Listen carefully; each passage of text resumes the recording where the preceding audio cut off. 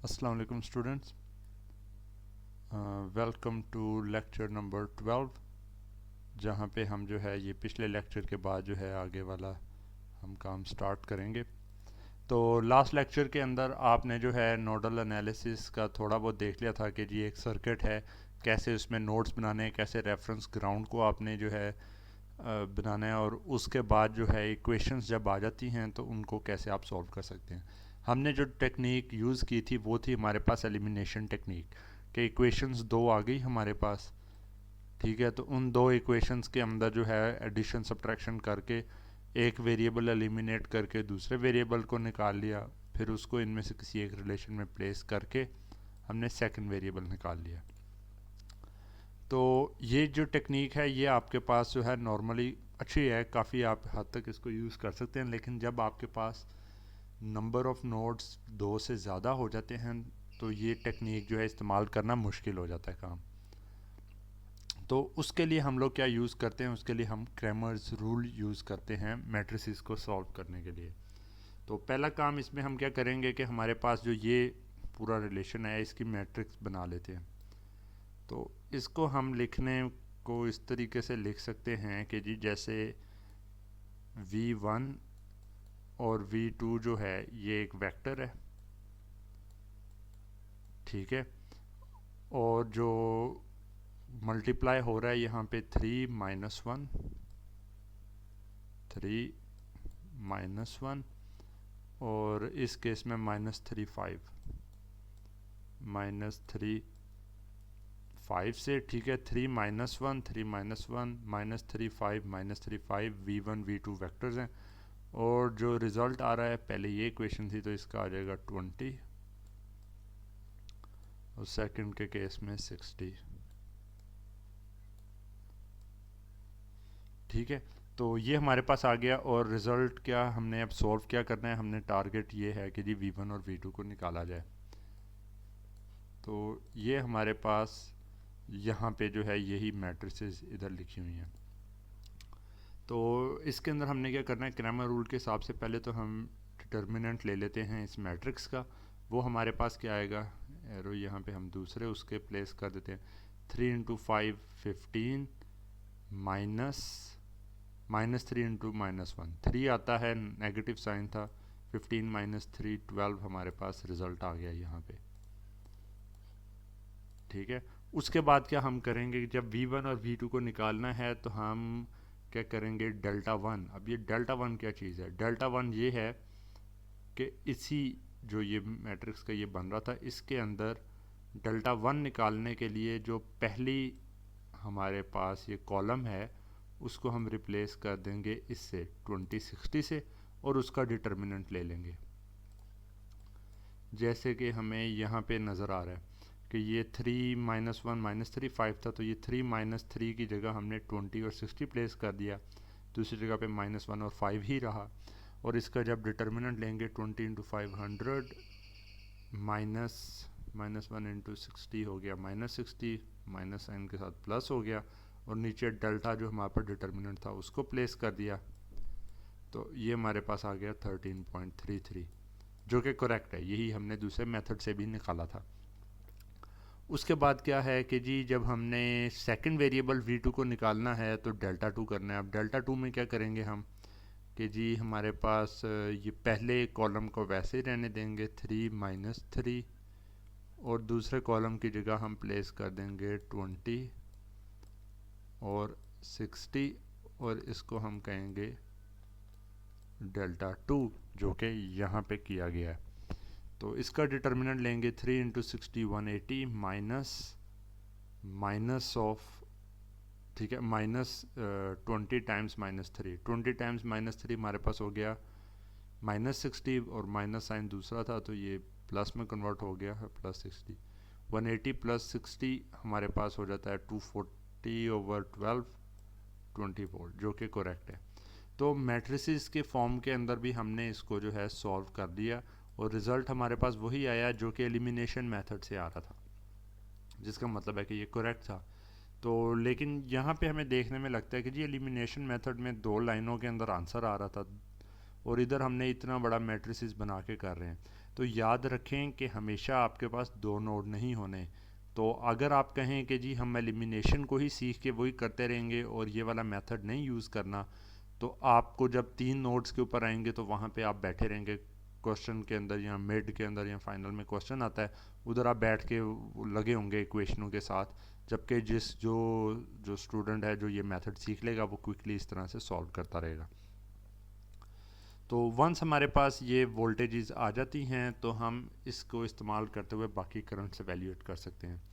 I1 हमें पता है 5 एम्पेयर है, तो जो I2 था वो हमारे पास था V1 minus V2 over 4 minus 1.66 से 68, ये पहले भी हमने वैल्यूएट कर लिया था। I3 हमारे पास V1 ओवर 2 ये बनता है, V1 की वैल्यू थी ये 13.33 डिवाइडेड बाई 2 6.66 एम्पेयर आ गया। I4 पहले से डिफाइंड है 10 एम्पेयर का। और जो I5 है V2 ओवर 6, तो V2 कितना था 20 बाई 6 3.33। तो आपने सारे पैरामीटर्स एवेल्यूएट कर लिए, और जब एक दफ़ा नोडल वोल्टेजेस आपके पास आ जाती हैं तो बाकी सब एवेल्यूएट करना इजी होता है। यहाँ पे नोट डाउन करें कि I2 की वैल्यू नेगेटिव आई है, जिसका मतलब ये है कि करंट इस डायरेक्शन की बजाय इस डायरेक्शन में फ़्लो कर रहा होगा, और वैल्यू उसकी 1.668 ही रहेगी, 8 एम्पेयर। ठीक है, तो यहाँ पे बस वो जो भी आपके पास करेक्ट सर्किट का बिहेवियर होगा वो खुद ब खुद निकल के बाहर आ जाएगा एंड पे। अच्छा जी, तो इसके बाद हमारे पास एक आ जाती है ये प्रैक्टिस प्रॉब्लम, जिसको कि हमने सॉल्व करना है। Obtain the node voltages in this figure. तो अच्छा जी, इसको कैसे करें हम? ये रेफरेंस है, इसको हम कह देते हैं V1 है, इसको हम कह देते हैं V2 है। तो अब इन दोनों पॉइंट्स के ऊपर आपने जो है वो इक्वेशंस निकालनी है। तो इधर हम बस करंट्स के एरोस कोई ना कोई डिफ़ाइन कर देते हैं। आई डोंट नो, इसको नीचे को ही रखते हैं, बाद में हम देख लेंगे क्या बनता है इधर। करंट कोई भी एरोस की जो डायरेक्शन आपके ख्याल में बनती है उसको ले लें, याद रखें। लेकिन जो बाकी नोड्स है ना V1 टू ग्राउंड, उसमें हमेशा जो है V1 से ग्राउंड की तरफ ही लें। बाकी हम जब सॉल्व करेंगे तो रिज़ल्ट हमारे पास आ जाएगा। तो यहाँ पे हमारे पास क्या होगा जी, नोड 1 के ऊपर आप लगाते हैं तो वो आ जाता है 3 एम्पेयर इस तरफ। 3 is equal to V1 over 2 plus V1 minus V2 over 6। ठीक है, जिसके हम 6 से लेट से मल्टीप्लाई करते हैं तो ये आ जाता है 18 is equal to 3V1 plus V1 minus V2, जो कि हमारे पास आ जाता है, बल्कि यहीं पे मैं लिख देता हूँ दोबारा करने की बजाय। ये बन जाएगा 4V1 माइनस V2। तो यहाँ पे हम लिख देते हैं 4V1 माइनस V2। ये हमारे पास पहला रिलेशन आ गया। सेकंड, हम इस पॉइंट के ऊपर नोडल एनालिसिस अपना जो है वो लगाते हैं, KCL लगाते हैं। तो इधर हमें पता चलता है कि जी V1 minus V2 over 6 is equal to V2 over 7। ये 7 है, ठीक है, प्लस 12। तो 6 और 7 है, तो इधर हम इसको 6 टाइम्स 7 इज़ इक्वल टू 42 से हर साइड पे मल्टीप्लाई कर देते हैं। तो ये आ जाता है 7V1 माइनस 7V2। इस चीज़ को इस तरफ को ले जाते हैं, minus 6V2 is equal to ये 12 को अब हमने मल्टीप्लाई किया था, किस टर्म से किया था? 42 से। तो 12 टाइम्स 42 508, काफ़ी बड़ा नंबर आ गया। 508 आ गया हमारे पास। तो यहाँ पर से इसको जब हम सॉल्व करते हैं और फर्दर करके लिखें तो ये हमारे पास आ जाएगा जी 7v1 माइनस ये कितना आ जाता है 13v2 इज़ इक्वल टू 508। अब मुझे क्यों लग रहा है कि ये कोई इनमें से डिविजिबल होगा। ओहो ठीक है जी। तो अगर मैं करूं 508 क्या 7 पे डिवाइड होता है? नहीं। 508 क्या 13 पे डिवाइड होता है? नहीं। ओके फाइन, गलत एक साइड पे थोड़ा सा टाइम ज़ाया कर दिया, पर कोई नहीं, हम यहाँ पे इसको लिख लेते हैं। दोबारा एक दफ़ा वेरीफाई कर लेते हैं, ये थोड़ा सा अजीब सा लग रहा था। 6/7 7 माइनस 7 v2 माइनस इधर आके 6v2 हो गया 12 के बराबर। तो ठीक है, ये सारा हमारे पास करेक्ट आ गया। अब यहाँ से अगर हमने मैट्रिसेस बनानी हो तो हमारे पास मैट्रिसेस की फॉर्म में क्या आएगा? ये आएगा 4 minus 1 7 minus 13 v1 v2 is equal to 18 और यहाँ पे जाके 508। ठीक है, तो इसको जब हम अब सॉल्व करेंगे तो सॉल्व करने के बाद हम पहली चीज़ हम निकाल लेते हैं कि ये डिटर्मिनेंट क्या है। तो 4 इंटू 13 13 टू ज़र हमारे पास 26 52। ठीक है, ये माइनस में आएगा, माइनस 52 माइनस माइनस हो गया 7 प्लस 7 इज़ इक्वल टू, इसमें से 7 कर लें 45 माइनस 45। डिटर्मिनेंट आ गया। डेल्टा 1 हमने निकालना है, तो डेल्टा 1 के केस में ये यहाँ पे प्लेस कर देंगे 18 508 माइनस 1 माइनस 13 इक्वल टू। अच्छा, अब ये निकालने के लिए हमें कैलकुलेटर की तरफ जाना पड़ेगा क्योंकि काफ़ी बड़ी वैल्यूज़ हो गई हैं। तो हम इधर क्या करते हैं जी, 18 इंटू माइनस 13 माइनस 234 और ये माइनस माइनस कैंसिल हो जाएगा, तो मैं डायरेक्टली प्लस लिख रहा हूँ 508 274 हो गया हमारे पास 274। तो v1 किसके बराबर आएगा? वो होगा डेल्टा 1 ओवर डेल्टा, जिसका मतलब है 274 ओवर माइनस 45। इसको जनाब इधर से कर लेते हैं 274, ये हमारे ओहो 274 divided by minus 45 is equal to minus 6.08, जो कि अप्रॉक्सीमेटली जो है माइनस 6 वोल्ट के ही बराबर है। तो ये हम इसको इधर लिख देते हैं, is approximately equal to minus 6 volt 0.08, यहाँ पे भी करके लिख सकते हैं। ठीक है, जब V2 निकालना है उसके लिए हमें निकालना पड़ेगा डेल्टा 2। तो अब डेल्टा 2 के केस में हम क्या करेंगे, इस जगह के ऊपर ये वैल्यूज़ प्लेस करेंगे। तो ये 4 है, ये 7 ही रहेगा, दूसरी साइड के ऊपर हमारे पास आ जाएगा 18 और 508 ठीक है जी, अब ये निकालते हैं हम कि क्या इसका रिज़ल्ट बनता है। तो ये हो जाएगा जी 508 टाइम्स 4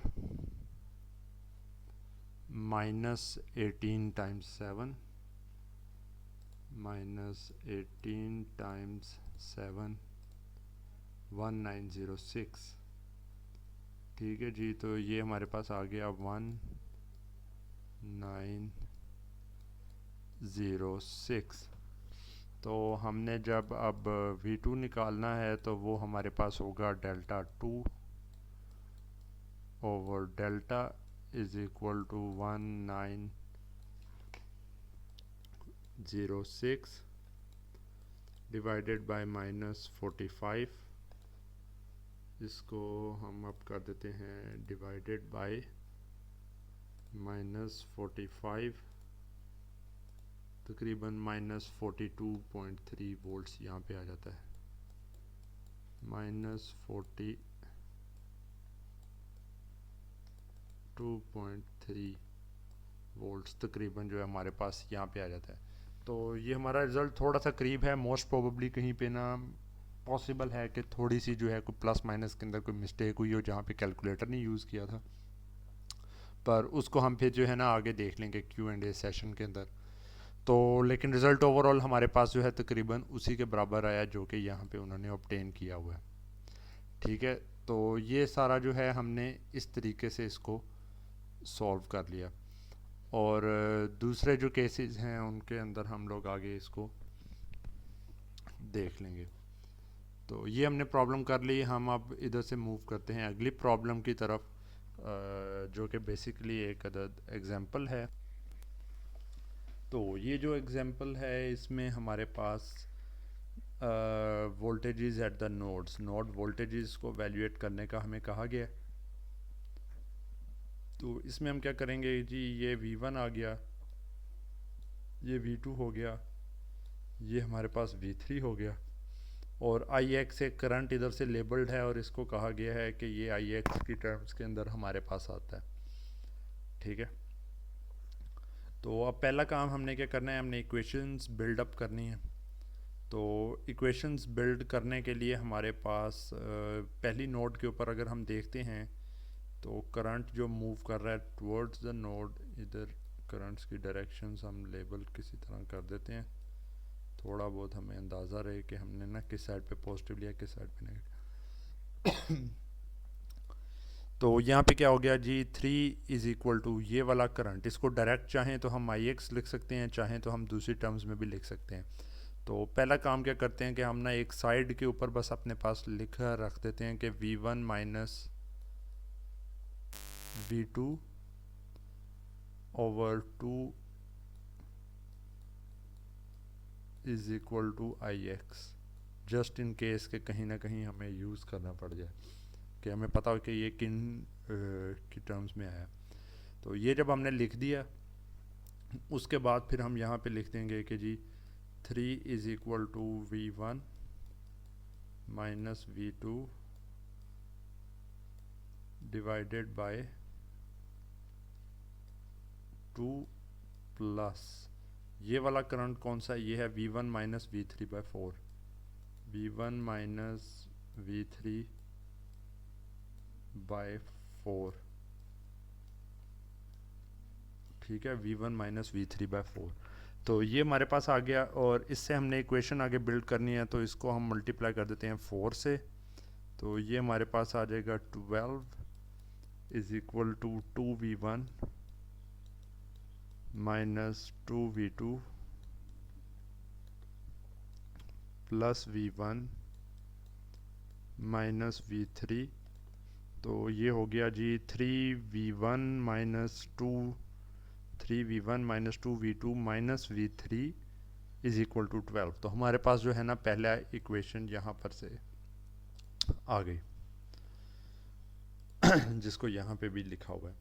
उसके बाद हम नोड 2 के ऊपर आते हैं, तो हमारे पास जो रिलेशन आता है वो आता है जी V1 minus V2 by 2 is equal to V2 minus V3 by 8 plus V2 over 4। ठीक है, इसके अंदर क्या करते हैं, हम 8 से मल्टीप्लाई करते हैं और सॉल्व करते हैं। 8 से मल्टीप्लाई करने के बाद जो है ये हमारे पास 4v1 minus 4v2 is equal to v2, ये लिख ही देते हैं, 4v1 minus 4v2 is equal to v2 minus v3 plus 2v2 करके इस तरीके से आ जाता है। ठीक है, कोई करंट सोर्स या उस तरह की चीज़ यहाँ पे क्योंकि इन्वॉल्व नहीं है, तो इस वजह से थोड़ा सा सिंप्लीफाइड सा ये रह जाता है। तो इसके अंदर हम सारी टर्म्स को एक साइड पे लेके जाके सॉल्व करते हैं। तो v1 जो है मसलन हमारे पास ये 4v1 था, अगली साइड पे ले जाए माइनस हो जाएगा, 4v2 है, अगली साइड पे ले जाए प्लस हो जाएगा, 5 और 2 7v2 यहाँ पे हो गया, और v3 साइड पे हमारे पास पहले ही नेगेटिव था। तो ये हमारे पास सेकंड एक रिलेशन आ जाता है, ये वाला। ठीक है, पहला रिलेशन हमारे पास ये था। फिर हम थर्ड नोड के ऊपर आते हैं। अब हमें इधर जो है तीसरी एक अदर इक्वेशन मतलब के निकालनी है। तो वो हमारे पास क्या आएगी जी, यहाँ से जो करंट आ रहा था v1 minus v3/4 plus v2 minus v3/8 is equal to 2ix। अब ये जो 2ix है ना, ये हमें ix का हमने वो एक पहले रिलेशन मैंने ऊपर साइड पे लिखा था कि ix इधर किसके बराबर है, v1 माइनस v2/2, तो वो हमने यहाँ पे प्लेस कर दिया। और इसके बाद जब हम सॉल्व इसको करेंगे तो 2v1 minus 3v2 plus v3 equal to 0, तो हमारे पास ये वाला थर्ड रिलेशन यहाँ पे आ गया। तो अब हमारे पास तीन इक्वेशंस हैं, ठीक है, और तीन ही पैरामीटर्स हैं जिनके हिसाब से हमने जो है इसको सॉल्व करना है। तो अब याद रहे कि बेशक आप आम तौर पे ix आया वो किसी भी मेथड से सॉल्व कर लेते थे, लेकिन अब नोडल एनालिसिस में आपने इन्हीं मेथड्स के थ्रू चलना है। तो इसको सॉल्व करने के लिए अब हमारे पास जो है ना तीन तरह के मेथड्स हैं। पहला मेथड जो कि अब आपको नोडल एनालिसिस आ गया हुआ है, तो पहले मेथड के हिसाब से जो है आप क्या करेंगे, एलिमिनेशन शुरू कर देंगे। तो एलिमिनेशन करने के लिए क्या होता है कि जी आपको नज़र आता है कि पहली इक्वेशन और तीसरी इक्वेशन को आप जो है ऐड करते हैं, तो ये वाली टर्म्स उनमें से ख़त्म हो जाती हैं। तो 5v1 minus 5v2 is equal to 12 आ जाता है। तो v1 minus v2 is equal to 2.4 आ गया। उसके बाद आप क्या करते हैं, इक्वेशन 3.22 और इक्वेशन 3.23 जो है ना, इनको यूज़ करते हैं। ठीक है, कि इन दोनों इक्वेशंस को ऐड अप कर देते हैं। उससे क्या रिज़ल्ट आता है जी, -2v1 plus 4v2 is equal to 0, जिससे आ जाता है v1 is equal to 2v2। अब ये एक रिलेशन आ गया, 3.25 आ गया, और एक ये आ गया। यहाँ पे ये रिलेशन प्लेस कर देते हैं, सॉल्व करते हैं, तो v2 2.4 वोल्ट आ गया, v1 4.8 वोल्ट आ गया। फिर उसके बाद वापस मूव करते करते ये बाकी किसी भी एक इसमें फॉर एग्जांपल बाकी दो की वैल्यूज़ प्लेस करेंगे, तो रिज़ल्ट आपके पास आ जाएगा। रिमेनिंग कौन सा रह गया था, v3 निकालने का। तो v3 के लिए ये रिलेशन है, करते गए करते गए करते गए, और एंड पे आपके पास v3 की वैल्यू -2.4 वोल्ट यहाँ से आ गई। ठीक है, तो आपने जो है v1 v2 और v3 जो है ना वो आपने इस तरीके से एवेल्यूएट कर लिए। तो अब आप देख सकते हैं कि जैसे यहाँ पे ये एक सिग्निफिकेंट नंबर ऑफ स्टेप्स हैं जिनके बाद जाके आप ना रिज़ल्ट तक पहुँच पा रहे हैं। ठीक है, तो ये एक तरह की ना प्रॉब्लमेटिक हमारे पास सिनेरियो है कि अब ना टाइम लगने लग गया। तो दूसरा क्या मेथड है कि आप यहीं पे जो है क्रेमर्स रूल यूज़ करें। तो क्रेमर्स रूल के लिए आपको जो है 2 वेरिएबल्स के लिए तो वहाँ पे बताया था, 3 वेरिएबल्स के लिए आपने क्या तरीकाकार यूज़ करना है। ये 3 है, -2 है, -1 है। इसको थोड़ा सा हम क्लैरिफाई कर देते हैं, क्लियर कर देते हैं। -1 है, और क्या है, -4 है, 7 है, -1 है, 2 है, -3 है, 1 है, और उसके बाद दोबारा ऊपर वाली चीज़ हम लिख देंगे 3 -2 -1, और फिर ये वाला दोबारा लिख देंगे -4 7 -1। तो डिटर्मिनेंट लेने के लिए हम क्या करेंगे, कलर में इधर से डिफरेंट कर लेता हूँ, बल्कि लाइन ही यूज़ कर लेते हैं लाइट कलर की। तो आपने इस चीज़ को प्लस किया, इस चीज़ को प्लस किया, और इस चीज़ को प्लस करके लिख दिया 3 × 7 × 1, ठीक है जी, 21 आ गया। फिर -4 × -3 × -1 12, ये -12 आ गया। उसके बाद ये वाला किया तो ये आपके पास आ गया 2 × -2 × -1, तो ये 2 हो गया, 2 2 4 +4 हो गया। और आप उसमें से क्या करेंगे, बल्कि ऑरेंज की बजाय लाइट ब्लू, उसमें से फिर आपने जो सब्ट्रैक्ट करना शुरू करना है तो वो आपने इस तरह से सब्ट्रैक्ट करना है इन 3 को, ठीक है। तो जो ये वाला है सब्ट्रैक्ट करने के बाद ये पूरा जो इसका एंड पे साइन आएगा उसमें से 2 × 7 आपके पास 14 -14 था, लेकिन ये वहाँ पे आपने +14 लिख दिया।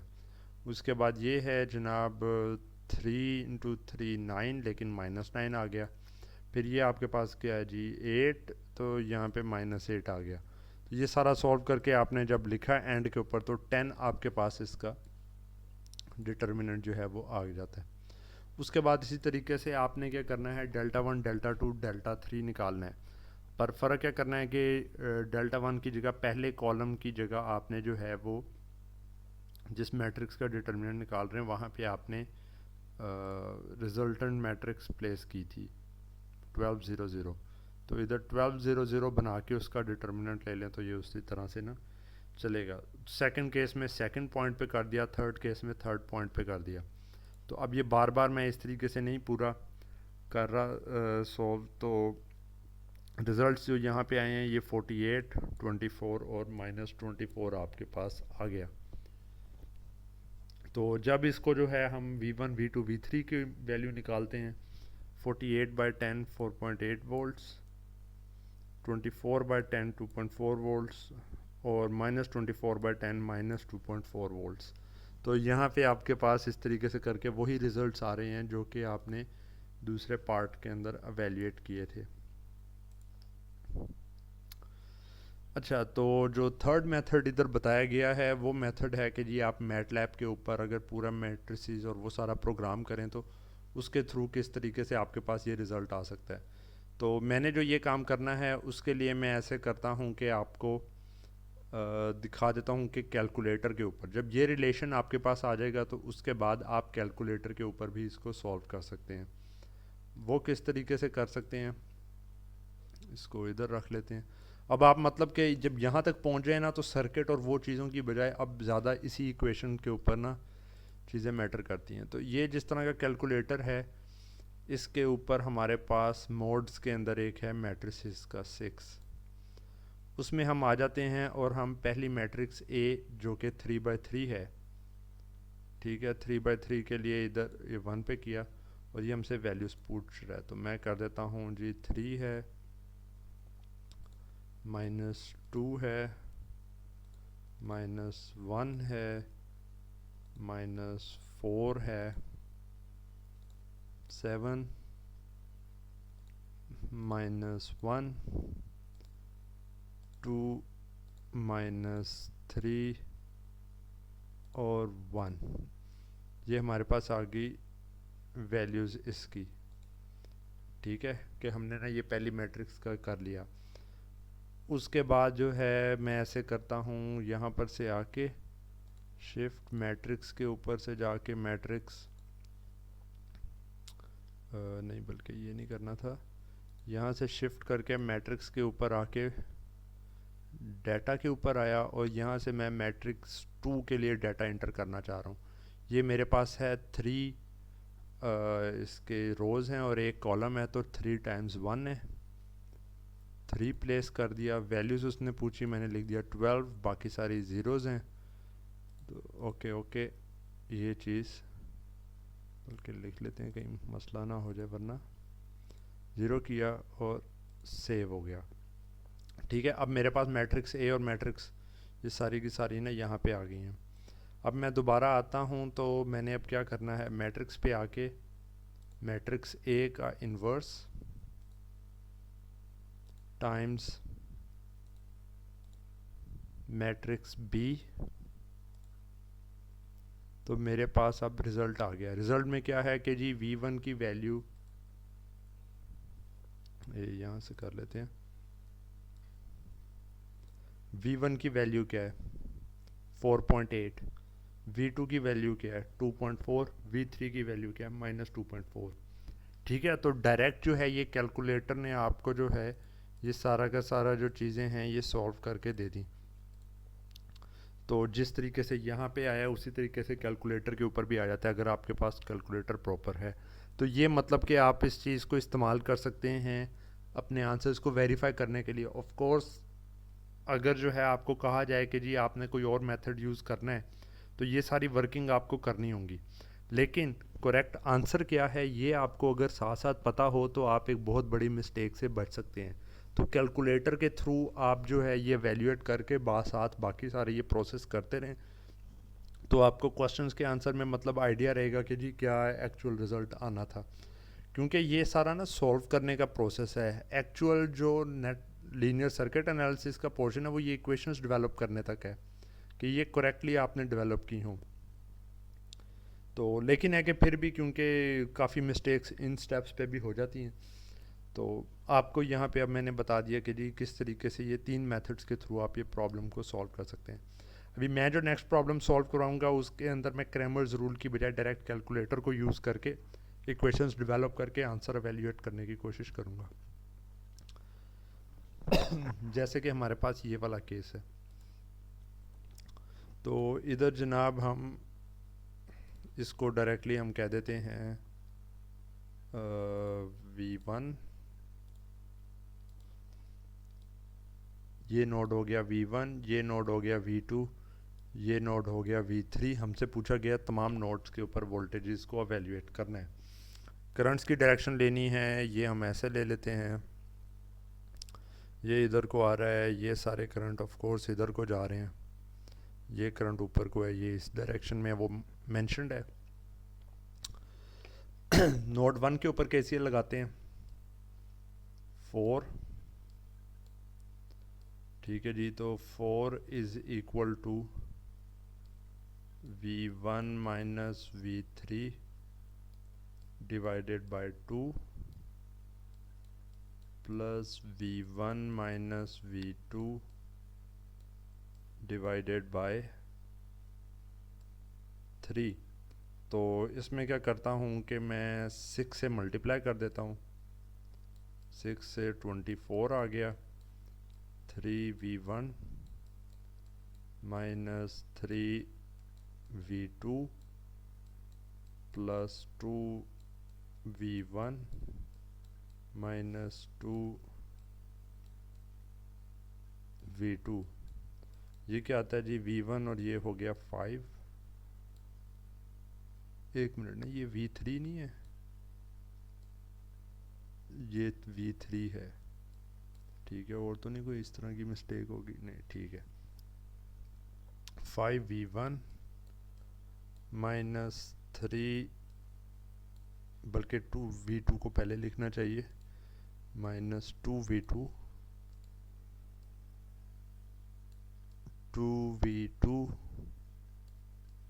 Minus 3v3 is equal to 24। ठीक है, तो जी इसको यहाँ पे कहीं लिख देते हैं क्लियर करके, ये हो गया जनाब 24 is equal to 5v1 minus 2v2 minus 3v3 हो गया। सेकेंड नोट के ऊपर आते हैं, तो यहाँ पे हमारे पास क्या हो जाएगा जी v1 minus v2 divided by 3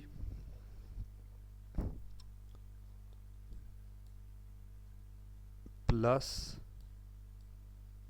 4ix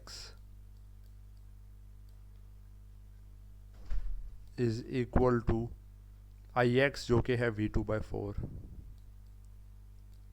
v2/4। तो v2/4 अगर ix है, यहाँ पे कहीं लिख भी लें कि ix is equal to v2 divided by 4। ठीक है, तो यहाँ पे भी हम यही प्लेस कर सकते हैं v2/4। तो v2/4 और ये 4 है, तो ये खाली रिज़ल्ट हमारे पास रह जाएगा v2/1। v2/1 इस सारे की सारी चीज़ को 12 से हम मल्टीप्लाई कर देते हैं। तो 12 से मल्टीप्लाई करते हैं तो ये हमारे पास क्या आ जाएगा, यहाँ पे आ जाएगा जी 4v1 हो गया माइनस 4v2। इन दोनों को, बल्कि नहीं, ये मैंने ज़्यादा जल्दी मल्टीप्लाई कर दिया। पहले जो है इसको अगली साइड पे लेके आते हैं, तो क्या रहता है, ये है v2 माइनस v2/4, 4 हो जाएगा ये 4v2 माइनस v2 3v2/4।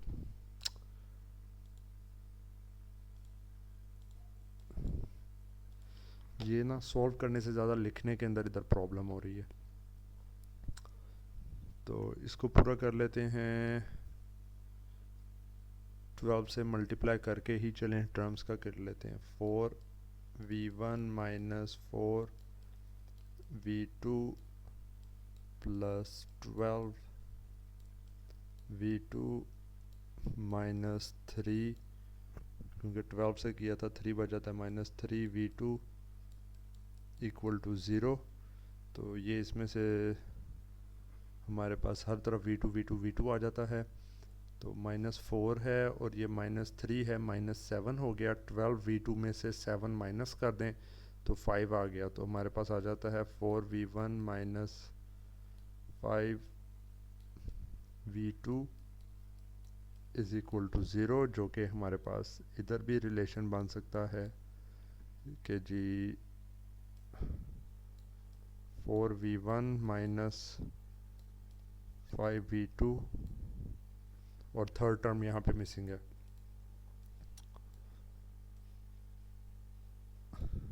इसके बाद हम क्या करते हैं, हम इसके बाद पहुँचते हैं थर्ड वाले के ऊपर। तो यहाँ पे हमारे पास क्या था जी, v1 minus v2 v3 over 2, ये करंट आ रहा है, is equal to v3 over 6 plus 4ix। अब ये 4ix था, तो ix क्योंकि v2/4 के बराबर है, तो 4 times this will be v2/1। ठीक है, तो यहाँ पर से हम अगर फर्दर इसको देखते हैं तो हमारे पास क्या है, 6 से मल्टीप्लाई कर दें तो ये हो जाएगा जी 3v1 माइनस 3v3, ये भी अगली तरफ टर्म ले जाते हैं, -2v3 और हमने 6 से मल्टीप्लाई किया था, -6v2 इज़ इक्वल टू 0 आ गया। ठीक है जी, तो ये सारा हम यहाँ पे लिखते हैं 0 के बराबर है और v1 is equal to 3, v2 is equal to -6 और जो v3 है हमारे पास वो है -3 और -2, ये हो जाता है -5। ठीक है, तो ये सारा आ जाता है, जिसको अगर हम मैट्रिक्स फॉर्म के अंदर लिखना चाहें तो ये हमारे पास आ जाएगा 5 4 3 -2 -5 -6 3 0 -5। ठीक है, ये क्लियर लिखना चाहिए ताकि मिस्टेक ना आगे आ जाए कहीं। v1 v2 v3 is equal to 24 0 0। तो अब हम जो है अपने दोबारा कैलकुलेटर के ऊपर आते हैं। कैलकुलेटर के ऊपर आके हमने शिफ्ट 4 में करके, अच्छा नहीं, मोड हमने चेंज कर दिया था। मोड दोबारा हम आएंगे मैट्रिक्स के ऊपर। ये मोड मैट्रिक्स का आ गया। ए वो पूछ रहा है क्या है, उसमें हमने कहा 3/3 की मैट्रिक्स है, 5 है, -2 है, -3 है, 4 है, -5 है, 0 है, 3 है, -6 है फिर, और फिर जाके जो है ये -5 है। इसको कर दिया तो यहाँ से जाके अब हमें मैट्रिक्स जो है वो सेकंड वाली उसका करना है, डाटा के ऊपर आए। मैट्रिक्स बी जो कि 3 × 1 है, वो है 24 0 है 0 है। इसको कर दिया और अब हम दोबारा आए इधर से जी शिफ्ट 4 मैट्रिक्स को सॉल्व करने के लिए। तो मैट्रिक्स हमने ये लिखा, इसका inverse multiplied by matrix B जो है। तो हमारे पास जो है इधर रिज़ल्ट्स आ गए जो कि अपेरेंटली फुल्ली करेक्ट नहीं आए, क्योंकि हमने ऑब्वियसली किसी न किसी पॉइंट के ऊपर मिस्टेक की है। Let me verify. अच्छा जी, मैंने थोड़ी सी रिकॉर्डिंग स्टॉप करके ना थोड़ा डीबगिंग की है कि कहाँ पे हमारे पास इशू आया। तो अब ये चीज़ काफ़ी इम्पोर्टेंट है आप लोगों को, मतलब कि ये इसका भी आइडिया हो कि इसमें ना कितने छोटे छोटे एरर से कितने बड़े बड़े जो है रिजल्ट्स में फ़र्क पड़ जाता है। अब सबसे पहला जो एरर क्या आया था कि जी जब हमने ये सेकंड इक्वेशन निकाली थी तो यहाँ पे साइन प्लस था, माइनस नहीं था। वो माइनस की जगह प्लस करने की वजह से हमारे पास एक काफ़ी बड़ा फैक्टर आया। इसको ये यहाँ पे दोबारा मैंने ये किया भी है कि आई एक्स की टर्म्स के अंदर ही, तो शायद उधर ना जल्दी में करते हुए जो है वो साइन का आ गया। दूसरी क्या चीज़ थी कि यहाँ पे हमारे पास जो है ये -2v3 की बजाय जो है ना ये वाली चीज़ इधर नहीं आनी थी, -v3 था। तो माइनस और ये माइनस करके जो है ना इसने -4v3 यहाँ पे आना था। ठीक है, तो ये साइन प्लस में था और यहाँ पे जो है ये -5 की बजाय -4v3 था। तो जो ये मैट्रिक्स थी यहाँ पे हमारे पास ये वाली टर्म पॉजिटिव है और ये वाली टर्म -4 है, और बाकी सारा का सारा इसके अंदर जो है हमारे पास ठीक है। तो जब मैंने इसी तरीके से जो है ये करेक्शंस थोड़ी बहुत जो है मैट्रिक्स के अंदर भी की, ठीक है, कि ये 3 मैट्रिक्स की फॉर एग्जांपल वैल्यू हम देख रहे हैं। तो अब ये अगर 5 - 2 -3 हो गया, 4 5 0 प्लस में हो गया, ठीक है, इसको प्लस कर दिया, 3 - 6 और 4 जो है -4, यहाँ पे जो है इसको करेक्ट कर देते हैं हम अगर। और जो मैट्रिक्स हमारे पास है बी, ठीक है जी, वो हमारे पास अगर 24 0 0 वही रहती है। और फिर अगर हम जो है यहाँ पे मैट्रिसेस के हिसाब से देखें कि जी मैट्रिक्स ए का इन्वर्स इनटू मैट्रिक्स बी, तो अब हमारे पास रिज़ल्ट क्या आता है, 32 वोल्ट्स का आ गया V1, -25.6 वोल्ट्स का आ गया V2 और 62.4 वोल्ट्स का आ गया V3, जो कि हमारे पास करेक्ट आंसर्स हैं। ठीक है, तीनों केसेस के अंदर। तो अब यहाँ पे हमने मेन एक क्या चीज़ सीखी, एक तो ये कि ये सही तरीके से इन तरह से भी करना जो है ना ये बहुत प्रॉब्लमेटिक है, और ये लीनियर सर्किट्स जो है ना ये आपको सही मतलब कि बता देता है कि जी इंजीनियरिंग और इलेक्ट्रिकल इंजीनियरिंग क्या चीज़ है। पर आपके लिए जो एक थोड़ी सी अच्छी खबर है वो ये है कि जब पेपर्स के अंदर ये क्वेश्चंस आएंगे तो वहाँ पे भी एक्सपेक्टेड है कि जितने मर्जी लाइक स्टूडेंट्स हों, कहीं ना कहीं पॉसिबल होता है कि एक आध प्लस या माइनस के साइन की मिस्टेक हो जाए। अब यहाँ पे तो चलें रिजल्ट सामने लिखा है तो पता चल जाता है, लेकिन उस केस में अगर प्लस या माइनस की थोड़ी बहुत मिस्टेक हो जाती है तो वहाँ पे आपको पता भी नहीं चलेगा। अब जब पेपर दे के जो है कोई स्टूडेंट्स जो हैं वो आएंगे और हर एक अपने रिजल्ट सब टैली करेगा तो हर एक डिफरेंट हो सकता है करके आया हो। तो लेकिन पेपर के अंदर क्या होगा कि जी जब ग्रेडिंग होगी तो ग्रेडिंग के अंदर जो है ना एक्चुअल रिजल्ट की बजाय ज़्यादा आपका देखा जाएगा कि मेथड ऑफ डेवलपमेंट ऑफ ये और आगे ग्रामर रूल्स और वो सारा कुछ जो लगाया आपने वो सही तरीके से लगाया है कि नहीं।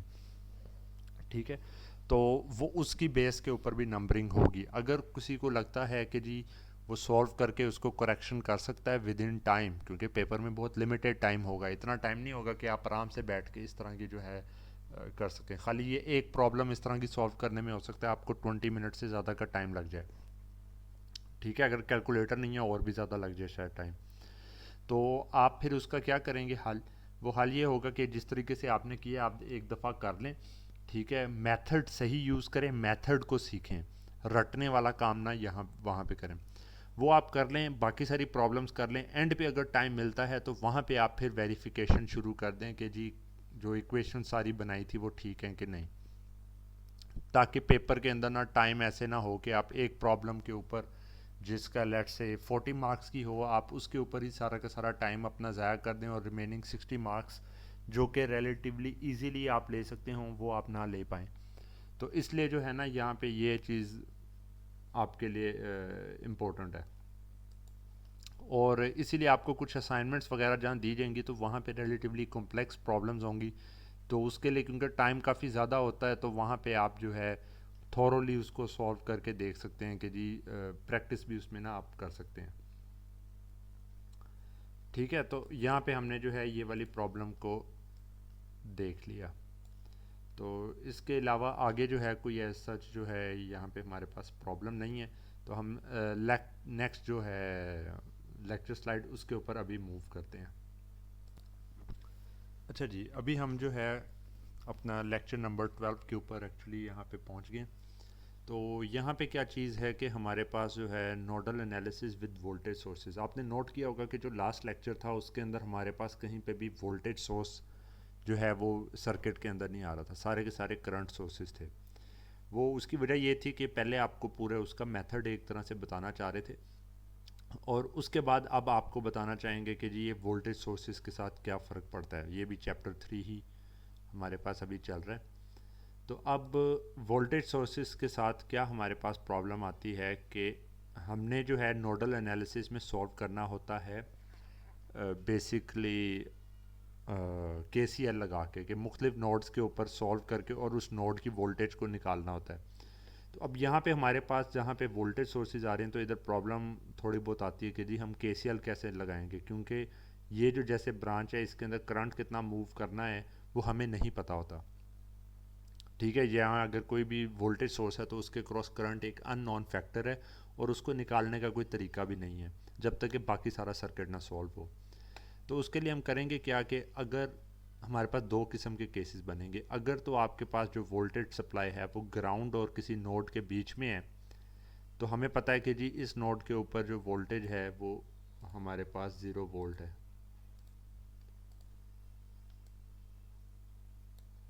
ठीक है, अगर ये 0 वोल्ट है तो V1 हमारे पास कितना आ गया, ये हमारे पास आ गया 10 वोल्ट। ठीक है, तो हम क्या कहेंगे सिंपली V1 को 10 वोल्ट लिख देंगे। दूसरे अल्फाज में V1 minus 0 is equal to 10 volt. इस नोड के मुकाबले में 10 वोल्ट इंक्रीज करके जो है ना यहाँ पे हमारे पास वोल्टेज आ जाती है।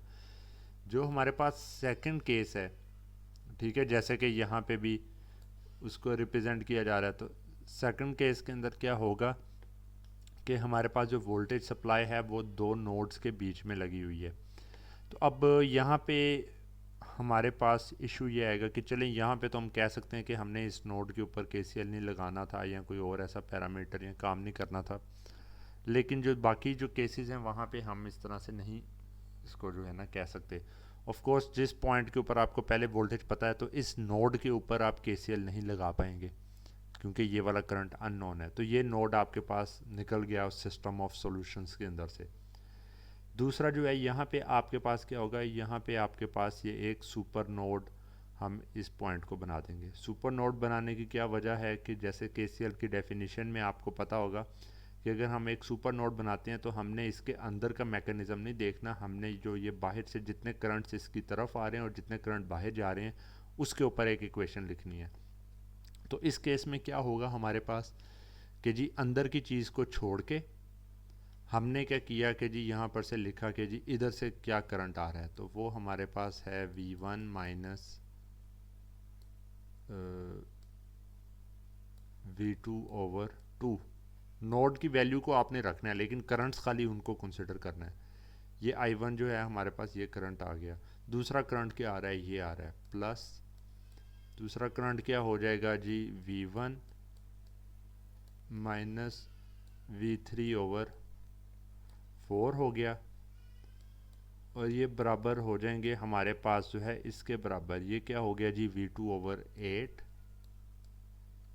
V2 ओवर 8 हमारे पास ये जा रहा है प्लस हमारे पास इसके बराबर हो जाएगा जो कि है V3 बाई 6, V3 ओवर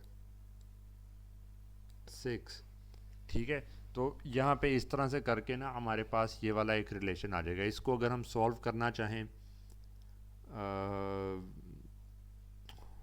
इसको नॉर्मलाइज करने में एक तो ना काफ़ी ज़्यादा एफर्ट लग जाएगी। इसको नॉर्मलाइज करना है तो ये 8 है, 4 पे डिविजिबल है, 4 तीन 2 के फैक्टर इसके साथ बन रहे हैं, और ये 6 है, 8 टाइम्स 3 24, 24 के साथ ये नॉर्मलाइज हम हो सकता है हमारे पास। तो 24 से अगर करेंगे तो ये हो जाएगा जी 12 V1 माइनस 12 V2 प्लस 24 हो गया था 24, तो ये 24 को 4 से डिवाइड करें तो 6 आ जाता है, right. Plus 6 V1 minus 6 V3, इस टर्म को अगली तरफ ले जाते हैं, 24 को इससे करें 3 आ जाता है, माइनस 3 V2, और ये भी अगली तरफ लेके जाके सब्ट्रैक्ट हो जाएगा। 24 को 6 से करें 4 आ जाता है, 4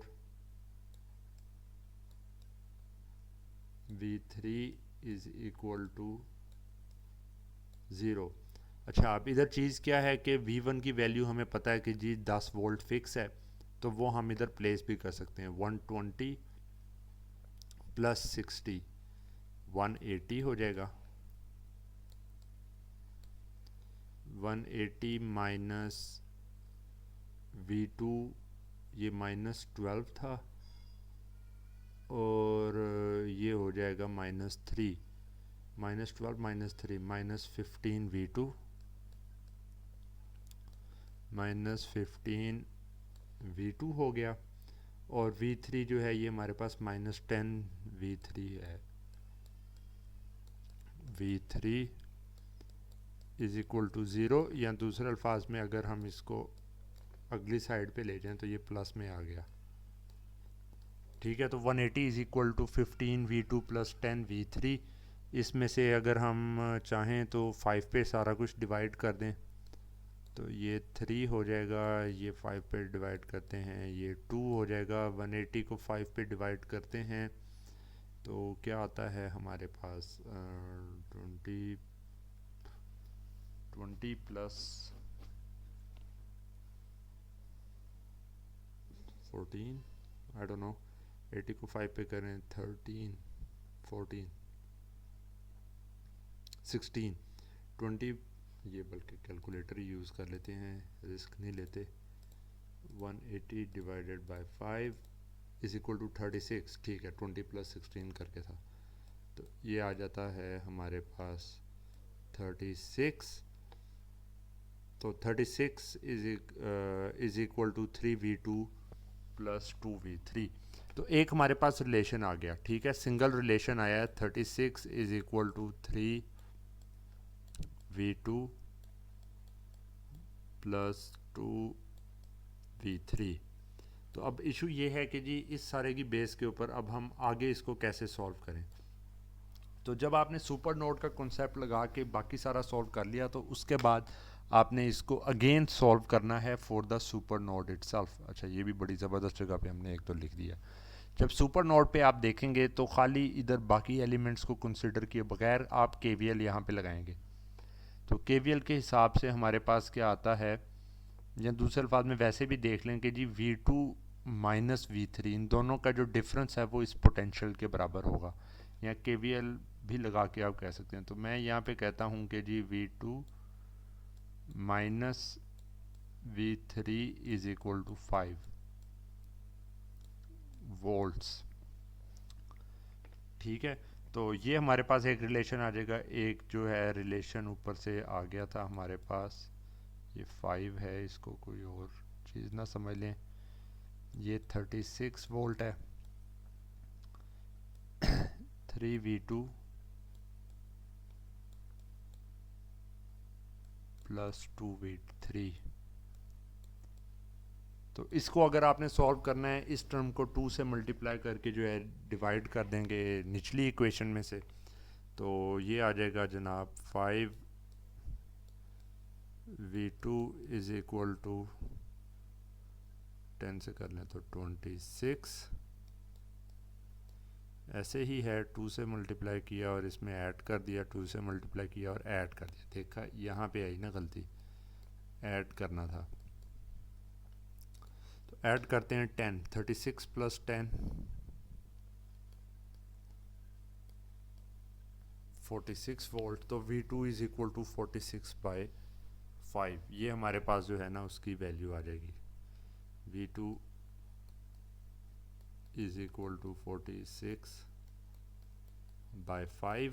और अगर हमने जो है ये निकालना है V3 को, तो यहाँ से हम निकाल लेंगे जी V3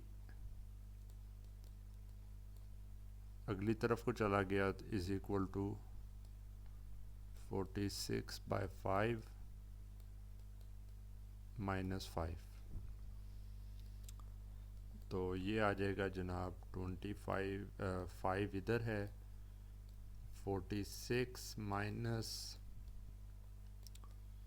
25, ये इसमें से निकाल लेते हैं। हमारे पास क्या रिज़ल्ट आएगा, 20 निकालते हैं 26, 5 निकालते हैं 21 इज इक्वल टू 21 ओवर 5। ठीक है, तो ये हमारे पास आ गया। इधर मुझे लग रहा है कि कहीं ना कहीं से पॉसिबली कोई मिस्टेक हो सकती है, जो एक नंबर का बस फ़र्क पड़ रहा है 45 और उसके दरमियान में, पर वो हम there is no way to know at the moment. तो यहाँ पे इस तरीके से करके हमारे पास रिज़ल्ट आ जाएगा। इसका एग्जैक्ट रिज़ल्ट भी कहीं जो है हमारे पास नहीं लिखा हुआ। तो ये इस तरीके से जो है ना नोडल एनालिसिस और ये सारा करके आप जो है एंड रिज़ल्ट तक जो है पहुँच सकते हैं। ठीक है, तो इस तरह से जो है इसी चीज़ को हम अप्लाई कर सकते हैं बाकी केसेस में, जहाँ पे जो है ये V1 और V2 के केस में आपके पास जितना करंट इधर से इसकी तरफ आ रहा है और अवे को मूव कर रहा है, बाकी सारा हिस्से को हम छोड़ देंगे। ठीक है, कि अब इस नोड के क्रॉस क्या होगा, तो वो हमें क्योंकि पता है कि 2 वोल्ट ही इस एलिमेंट के क्रॉस हैं, तो इधर से भी हम चाहें तो करंट का हमें आइडिया हो सकता है। लेकिन हम क्या करेंगे कि जी इस पूरे को सुपर नोड कंसिडर करके कितना करंट आ रहा है इज़ इक्वल टू कितना करंट जा रहा है, इसी तरह कितना करंट इस तरफ को है इज़ इक्वल टू कितना करंट इस तरफ को है। तो वहाँ से करके एक इक्वेशन उधर से लिख लेंगे। दूसरी इक्वेशन के हिसाब से हमारे पास V2 minus V1 is equal to 2 volt. ठीक है, किधर है ये सेकेंड इक्वेशन, नहीं लिखी हुई कहीं, हाँ यहाँ पे है। V2 minus V1 is equal to 2 volt आ गया। ठीक है, तो बाकी जो है दूसरा रिलेशन यहाँ से लेके हम सॉल्व कर देंगे। तो इसको एक्चुअल इस प्रॉब्लम को हम जो है ना नेक्स्ट लेक्चर के अंदर सॉल्व करेंगे। तो आज थोड़ा ये जल्दी 1 घंटे के ऊपर ही ख़त्म हो रहा है, तो बाकी आपसे ना क्वेश्चन आंसर कर दिए जाएंगे इस पर।